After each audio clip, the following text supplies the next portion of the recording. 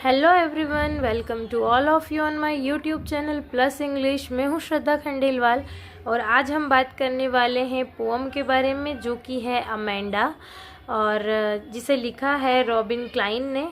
तो चलिए इस पोअम को पढ़ना शुरू करते हैं। सबसे पहले मैं इसका इंट्रोडक्शन आपको दे देती हूँ। देखिए इस पोअम में क्या होता है कि एक गर्ल है, एक बच्ची है जिसे उसकी मदर हर काम करने से रोकती है। ऐसा काम जो कि मतलब बच्चे करना चाहते हैं लेकिन उसकी मदर उसे रोकती है, ऐसा मत करो, ऐसा करो, ऐसा मत करो, ऐसा करो। तो वो हमें इसमें देखने को मिलेगा, ठीक है। और ऐसा उसकी मदर उसे बार बार टोकती रहती है, रोकती रहती है। तो फिर वो कल्पना करने लग जाती है कि अरे यार मम्मी बार बार टोक रही है, काश मैं ऐसी होती। अपन सोचते हैं ना, काश ऐसी होती, परी होती, घूमती रहती, है ना। वो इस तरह से सोच रही है कि मुझे कोई रोकने टोकने वाला नहीं होता। तो ये कल्पनाएं करने लग जाती है जब उसकी मदर उसे डांटती है या रोकती है किसी काम को करने से। तो चलिए इस पोम को पढ़ते हैं। बहुत ही अच्छी पोम है ये, ठीक है। यहाँ लिखा है, every child feels that he is controlled and instructed not to do one thing or another. इसमें कहा गया है कि हर एक बच्चा, उसे रोका जाता है कुछ भी काम करने से जो वो करना चाहता है, चाहे वो लड़का हो या लड़की। उसे कंट्रोल किया जाता है एंड इंस्ट्रक्ट किया जाता है। कंट्रोल करना यानी कि उस काम को करने से रोकना, और इंस्ट्रक्ट करना यानी कि उसे निर्देशित किया जाता है कि ऐसे नहीं, ऐसे इस काम को करें। तो उसे इंस्ट्रक्ट किया जाता है किसी भी काम को करने के लिए। यू टू में feel that your freedom is curtailed. आपने भी कभी ऐसा फील किया होगा कि आपकी जो फ्रीडम है उसे कर्टेल कर दिया गया। कर्टेल कर दिया गया मतलब कि स्टॉप, यानी कि रोक दिया गया है, बाधित कर दिया गया है, ठीक है। बाधित कर देना, रोक देना, स्टॉप्ड, है ना, जिसे हम कह सकते हैं स्टॉप कर देना। Write down some of things you want to do. यहाँ पे कुछ चीज़ें आप लिखिए जो आप करना चाहते हैं। But your parents elders do not allow you to. लेकिन आपके पेरेंट्स, आपके एल्डर्स, जो एल्डर्स का मीनिंग होता है जो आपसे बड़े हैं, चाहे वो आपका बड़ा भाई हो, बड़ी बहन हो, उन लोगों को एल्डर्स कहा जाता है, ठीक है। Do not allow you to, लेकिन आपको आपके पेरेंट्स और आपके बड़े वो काम करने नहीं दे रहे हैं, ऐसी चीज़ यहाँ पर लिखिए। To read the poem aloud, इस पोअम को रीड करिए लाउडली। फ्रॉम पेयर्स, ग्रुप्स में बैठ कर के पढ़िए, ग्रुप में बैठ कर पढ़िए। ईच रीडिंग अल्टरनेट स्टांजाज, और आपके ग्रुप में हर एक जो है अल्टरनेट स्टांजाज को पढ़िए, यानी कि 1 बाय 1 स्टांजा को पढ़िए। You are in for a surprise, तो आपको बहुत ही आश्चर्य होगा पढ़ के इस पोअम को, ठीक है। पढ़ते हैं इस पोअम को। Don't bite your nails Amanda, don't hunch your shoulders Amanda, stop that slouching and sit up straight Amanda. देखिए यहाँ पर उसकी मदर उसे क्या काम करने से रोक रही है। देखिए, don't bite your nails Amanda, अपने नाखूनों को मत बाइट करो, यानी कि यहाँ बाइट का मीनिंग है चबाना, दांतों से चबाना, दांतों से नाखूनों को काटना है। तो बच्चे करते हैं ऐसा, नाखून जो है मुंह में लेते हैं। तो उसकी मदर बोल रही कि अपने नेल्स को बाइट मत करो, यानी कि मुंह से मत चबाओ Amanda. Don't hunch your shoulders Amanda, यहाँ हंच करने का मीनिंग होता है ऐसे लटका लेना, यानी कि ऐसे लटका के बैठी हुई है अमेंडा। तो उसकी मदर बोल रही है कि अपने शोल्डर्स को ऐसे लटका करके मत बैठो। Stop that slouching and sit up straight Amanda, stop करो स्लाउचिंग को। स्लाउचिंग का मीनिंग होता है लेजीनेस, ठीक है। तो ये जो लेजीनेस, ये आलसीपना जो करके तुम बैठी हो, अपने कंधे ऐसे लटका करके बिल्कुल लेजीनेस के साथ जो बैठी हो, ऐसे मत बैठो अमेंडा। सिट अप स्ट्रेट, और स्ट्रेट होकर बैठो, कड़क होकर बैठो एकदम से, है ना। ऐसा उसकी मदर उसे बोलती है। अब जो उसकी मदर ने उसे ये सब करने से रोक दिया, तो अब फिर वो यहाँ पे क्या कर रही है, कल्पना करने लग जाती है। वो क्या कल्पना करती है, there is a languid emerald sea where the sole inhabitant is me, a mermaid drifting blissfully. There is a languid emerald sea, languid का मीनिंग होता है शांत, बहुत ही क्वाइट, ठीक है। एमराल्ड सी, देखिए एमराल्ड जो है बोला जाता है पन्ना को। पन्ना एक प्रकार का खनिज है ना, जो कि हरा होता है, इसलिए वो यहाँ पे कल्पना कर रही है कि हरे कलर का समुद्र है, एक हरा समुद्र है, बहुत ही शांत है, बहुत ही लैंग्विड है, बहुत ही क्वाइट है। Where the sole inhabitant is me, जहाँ पर सिर्फ एक ही व्यक्ति रहता है और वो हूँ मैं। अ मरमेड ड्रिफ्टिंग ब्लीसफुली, मरमेड का मीनिंग होता है जल परी, ठीक है। क्या होता है मरमेड का मीनिंग? जल परी, ठीक है। ड्रिफ्टिंग ब्लीसफुली, ड्रिफ्टिंग करना है ना कि मूव करना, ब्लीसफुली यानी कि बहुत ही जो है हैप्पीनेस के साथ, बहुत ही खुशी से। तो बहुत ही खुशी से मैं मूव कर रही हूँ, मैं एक मरमेड हूँ, एक जल परी हूँ और मैं उस समुद्र में अकेली हूँ, बहुत ही शांत सा वातावरण है और मैं आराम से वहाँ रह रही हूँ, ऐसी वो कल्पना करती है। फिर देखिए उसकी मदर फिर उसे क्या करने से रोकती है। Did you finish your homework Amanda? Did you tidy your room Amanda? I thought I told you to clean your shoes Amanda. फिर उसकी मदर उसे कहती है, did you finish your homework Amanda? क्या तुमने तुम्हारा होमवर्क फिनिश करा Amanda? Did you tidy your room Amanda? क्या तुमने तुम्हारा रूम साफ़ किया Amanda? I thought I told you to clean your shoes Amanda, मुझे याद है मैंने तुमसे कहा था कि अपने जो शूज़ हैं उन्हें साफ़ करके रख दो अमेंडा। अब ये सब बातें फिर उसकी मदर उसे बोलती हैं। अब फिर से वो कल्पना करने लग जाती है। वो कह रही है, I am an orphan roaming the street, I pattern soft dust with my hushed bare feet, the silence is golden, the freedom is sweet. अब वो वैसे तो ऑर्फन का मीनिंग होता है अनाथ, लेकिन यहाँ पे ऑर्फन जो है कहा जा रहा है कि एक ऐसा ऑर्फन मतलब कि स्वतंत्र, अपने आप में स्वतंत्र हो वो और उसे कोई रोकने टोकने वाला ना हो, ठीक है। इस तरह से वो ऑर्फन का मीनिंग यहाँ पे ये है। तो अमेंडा सोचती है कि मैं एक ऑर्फन होती या फिर मैं एक ऑर्फन हूँ, यानी कि मैं बहुत स्वतंत्र हूँ, वो एक ऐसी कल्पना कर रही है।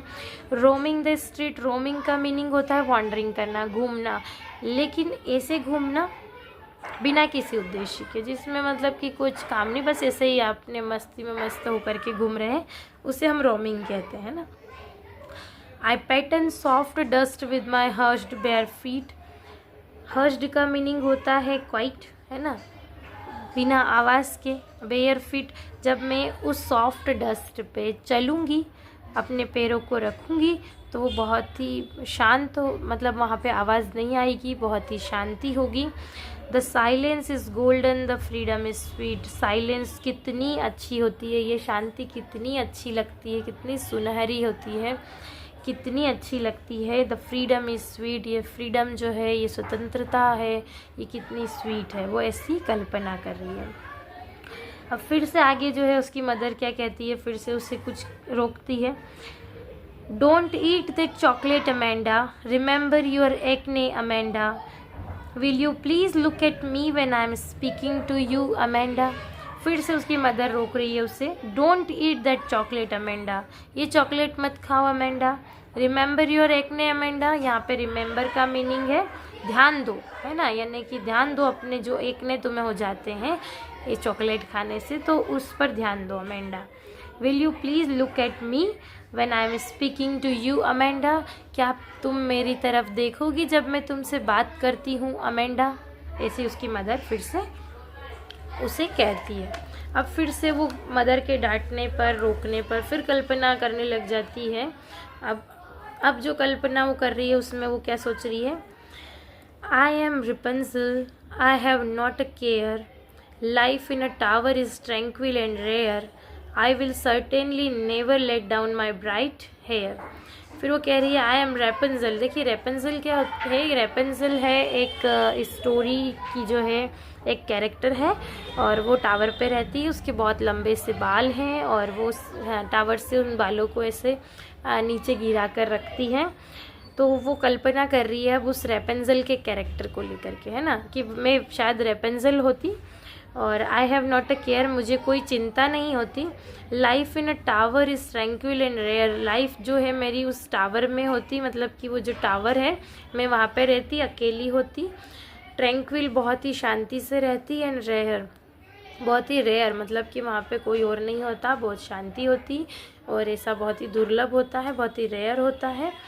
तो ऐसा होता, वो ऐसी कल्पना कर रही है। I will certainly never let down my bright hair, और मैं कभी भी जो है अपने ब्राइट हेयर को गिरा कर नहीं रखती। जैसे कि जो रेपेंजल है, रेपेंजल का जो कैरेक्टर है जो कि अपने बालों को गिरा कर रखती है, तो वो कह रही है कि नहीं नहीं, मैं तो ऐसा नहीं करती, ताकि क्योंकि मेरे बाल नीचे लटके हुए रहते तो लोग उसे देख करके मेरे पास आते, लेकिन मैं ऐसा नहीं चाहती हूँ, मैं शांति से अकेले रहना चाहती हूँ।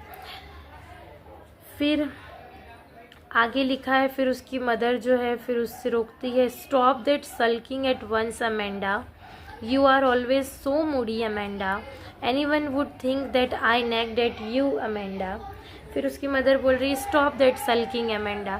सल्किंग का मीनिंग होता है गुस्से में बैठ जाना, बहुत ही चुपचाप सा बैठ जाना। जब कोई बच्चा बैठ जाता है तो उसे कहते हैं सल्किंग करना। तो stop that sulking at once Amanda, ये तुम जो चुपचाप बैठी रहती हो, नाराज़ बैठी रहती हो, ऐसा करना बंद करो। You are always so moody, तुम बहुत ही मूडी रहती हो, तुम बहुत ही मूडी हो अमेंडा।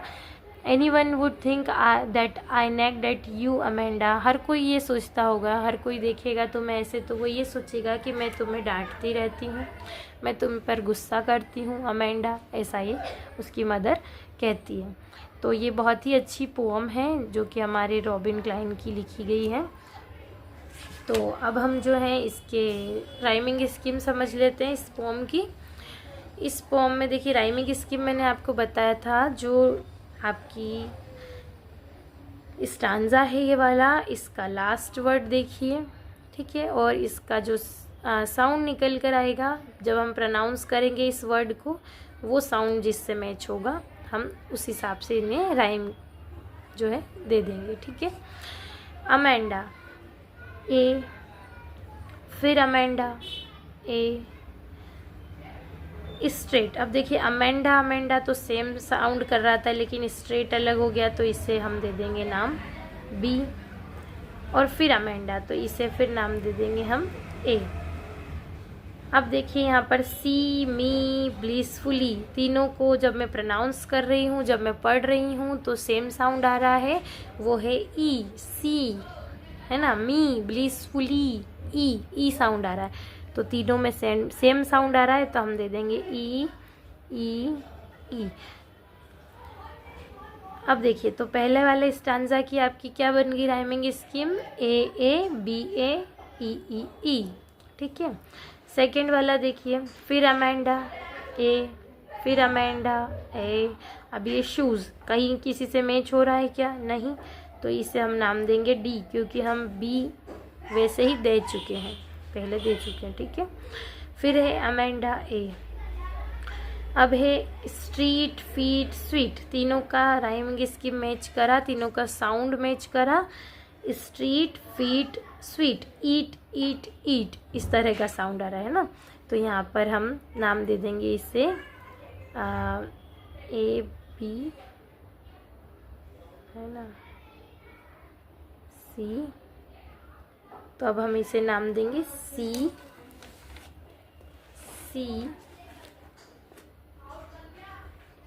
और सी, सी सी सी, ये नाम दे देंगे, ठीक है। एक सेकेंड, ये नाम यहाँ पे नहीं, ए बी, ये सी यहाँ पर आएगा, इसे हम सी, सी और सी, इसे हम देंगे ई ई ई। लाइन से चलेंगे, देखिए ए बी, फिर सी दे देंगे यहाँ पर, यहाँ डी दे दिया, इसके बाद ई देंगे, सुधार लीजिएगा इसे थोड़ा सा। फिर है अमेंडा, यहाँ पर हम नाम देंगे फिर से ए। अभी देखिए यू आ गया, ये कुछ अलग आ गया है, अभी बिल्कुल मैच नहीं कर रहा है यहाँ पे, तो हमने इसे नाम दे देंगे ई तक दे दिया, तो अब देंगे हम एफ। और फिर अमेंडा, तो ये दे देंगे ए, ठीक है। नेक्स्ट, अब यहाँ पे फिर से देखिए care, rare, hair, care, rare और हेयर, तीनों सेम जो है साउंड कर रहे हैं। अभी हम दे चुके हैं ई एफ तक, तो अब हम देंगे जी जी जी, ठीक है। अगला देखिए, फिर अमेंडा ए, फिर अमेंडा ए, और देखिए यू, और यहाँ पर भी आया था यू, ये तो यू एफ नाम दिया था, यहाँ भी दे देंगे हम एफ। ठीक है, तो ये इसकी राइमिंग स्कीम यहाँ पर हो गई। अब देखिए हम इसकी जो पोइटिक डिवाइस है वो कुछ देख लेते हैं। सबसे पहले देखते हैं फर्स्ट स्टांजा में। ठीक है, सबसे पहले देखिए यहाँ पे दिख रहा है डोंट। डोंट जब बिगिनिंग में कोई सेम वर्ड रिपीट होता है तब हम उसे कहते हैं एनाफोरा। क्या कहते हैं? एनाफोरा, है ना, रिपीटेड ऑफ अ वर्ड। ठीक है, repetition of a word in a sentence, है ना। देखिए सेंटेंस में इस स्टांजा में ये रिपीटेशन हो रहा है वर्ड का, बिगिनिंग में होना, तो हम उसे एनाफोरा कहेंगे। और देखते हैं हम, देखिए यहाँ पर जो है एसोनेंस का भी यूज़ हो रहा है, क्योंकि यहाँ पे देखिए ओ ओ, ठीक है, ओ साउंड का रिपीटेशन हो रहा है, तो हम कहेंगे कि यहाँ पर क्या है? एसोनेंस भी। एसोनेंस क्या होता है? जब वोवल साउंड का रिपीटेशन होता है तब हम कहते हैं कि यहाँ पर एसोनेंस। यहाँ पर ओ जो कि एक वोवल है, फिर ओ वोवल है, इसका रिपीटेशन हो रहा है, तो हम कहेंगे कि यहाँ पर एसोनेंस है। ठीक है, फिर देखते हैं एलिट्रेशन भी है यहाँ पर। देखिए S S S S, repetition of consonant sound. जब कॉन्सोनेंट साउंड का रिपीटेशन होता है बार बार तब हम उसे कहते हैं एलिट्रेशन। ठीक है, एलिट्रेशन। देखिए एलिट्रेशन और कॉन्सोनेंट, देखिए एलिट्रेशन कब होगा? जब कॉन्सोनेंट साउंड का रिपीटेशन तो हो लेकिन वो बिगनिंग में हो। यहाँ पे देखिए एस बिगनिंग में आ रहा है, एस एस एस, सभी एस जो है स्टार्टिंग में वर्ड के बिगिनिंग में आ रहे हैं, तो हम कहेंगे कि यहाँ पर क्या है? एलिट्रेशन है। फिर रिपीटेशन एक फिगर ऑफ स्पीच होता है जिसमें कि क्या, किसी वर्ड का बार बार रिपीट होना। तो देखिए यहाँ पर अमेंडा अमेंडा, बार बार अमेंडा रिपीट हो रहा है, तो यहाँ पर हम कहेंगे कि रिपीटेशन का भी यूज़ किया गया है। ठीक है, अब एनाफोरा और इसमें डिफरेंस क्या है कि रिपीटेशन में तो कहीं पर भी रिपीट हो सकता है, लेकिन एनाफोरा में क्या, स्टार्टिंग में रिपीट जब वर्ड होता है तभी हम उसे एनाफोरा कहते हैं। ठीक है, उसके बाद यहाँ पे एक एल्यूजन जो है पोएटिक डिवाइस, उसका भी यूज़ किया गया है, क्योंकि यहाँ पे देखिए मरमेड बोला गया है। मरमेड जलपरी होती है। जब हम किसी जो बहुत ही फेमस चीज़ हो उससे रिफ़र करते हैं, है ना, जिसे सब जानते हैं, जो बहुत ही फेमस है, उसका अगर आप उसे रिफ़र कर रहे हो तो वो क्या कहलाता है? वो एक पोएटिक डिवाइस है जिससे कि हम कहते हैं एल्यूज़न। क्या कहते हैं? एल्यूज़न। तो यहाँ पे मरमेड जो यूज़ किया गया है यह एक एल्यूज़न पोएटिक डिवाइस है, जिसमें कि जो है जो रिफर्ड किया गया है एक ऐसी चीज़ को जो बहुत ही फेमस है, यानी कि मरमेड जो कि जलपरी, जलपरी को सभी जानते हैं, फेमस है, इसका यहाँ पर रेफरेंस दिया गया है। ठीक है, अगला है सेकंड वाला स्टांजा हम देखते हैं। इसमें देखिए डिड वही एनाफोरा फिर से यूज़ हो रहा है। सेम वर्ड का रिपीटेशन बिगिनिंग में होना हम कहते हैं एनाफोरा का यूज़ किया गया है। ठीक है, उसके बाद हम देखेंगे यहाँ पे एसोनेंस भी है। देखिए ओ है ना, तो रिपीटेड वोवल साउंड का यूज़ जो है बार बार किया जा रहा है, तो हम उसे कहेंगे कि यहाँ पर एसोनेंस है। ठीक है, उसके बाद देखते हैं और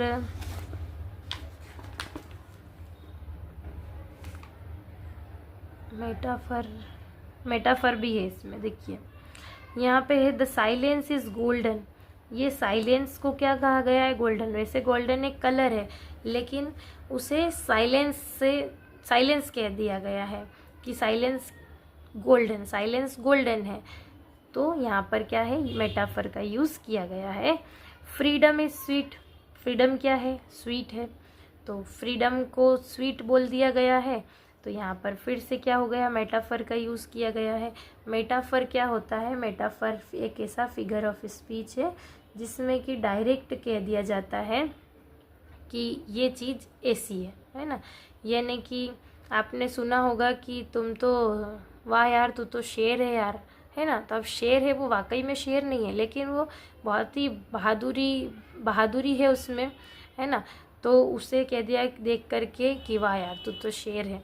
बाकी ऐसा है नहीं कि वो शेर है ना, लेकिन उसे बोल दिया कि तुम तो इतने बहादुर हो, मतलब शेर के जैसे बहादुर बिल्कुल, है ना। तो यहाँ पर हो जाता है मेटाफर, फिगर ऑफ स्पीच का यूज़ यहाँ पर किया गया है। नेक्स्ट हम देखते हैं, देखिए थर्ड वाला स्टांजा है हमारा। इसमें फिर से वही ये देखिए ओ सेम वोवल साउंड का जो है यूज़ किया जा रहा है। तो यहाँ पर फिर से क्या है, एसोनेंस का यूज़ किया गया है, ठीक है। रिपीटेशन यहाँ पर भी है, Amanda Amanda Amanda, figure of speech जिसमें बार बार वर्ड रिपीट हो, सेम वर्ड रिपीट हो तो हम उसे रिपीटेशन कहते हैं, ठीक है। एसोनेंस हो गया हमारा। और देखते हैं अगले वाले में क्या है। अब देखिए यहाँ पर फिर से रिपंजल जो है वो बहुत ही फेमस है, उसे सब जानते हैं, कैसी कैरेक्टर है, एक ऐसा कहानी है जिसे सबने पढ़ा है। उसकी तुलना वो मतलब वो कल्पना कर रही है और उसका रेफरेंस यहाँ पर दिया जा रहा है रिपंजल का। तो किसी चीज़ को जब हम रेफ़र करते हैं जो कि बहुत ही फेमस होती है तो उसे कहते हैं एल्यूज़न। क्या कहते हैं, एल्यूज़न। तो एल्यूज़न एक फिगर ऑफ स्पीच है जिसका यूज़ यहाँ पर किया जा रहा है, ठीक है। उसके बाद में लास्ट वाले में देखिए आप,